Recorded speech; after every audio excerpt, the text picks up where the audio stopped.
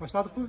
Mına bugün dağı жерге bir özümüzdün kulunumuz bolған Асан Мансуров менен Самара Каримова өзүнүн үй бүлөсүнүн атынан кечеги табигый кырсыктан жапа чеккен биздин Leylектик 100 үй бүлөгө чоң материалдык жардам алып келип көрсөтүп жатышат.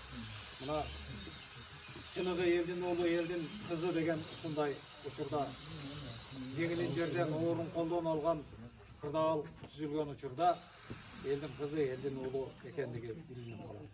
Мен учурдан пайдаланып ушул үй бүлөгө мындан ары дагы ийгиликтердин жаратышына, элдин сүймөнчүгү болуп, элдин алкоосу батаасы тийип, дайыма баштаган иштери алдыга жылышына, ишке ашышына тилектешмин. Жалпы элибиздин атынан сиздерге ыраазычылык. Мына кечинде райондун жетекчиси катары менен президентибиз Сооронбай Шарипович Жээнбеков Leylek элине, жалпы Leylek жергесине өзүнүн саламын жолдоду.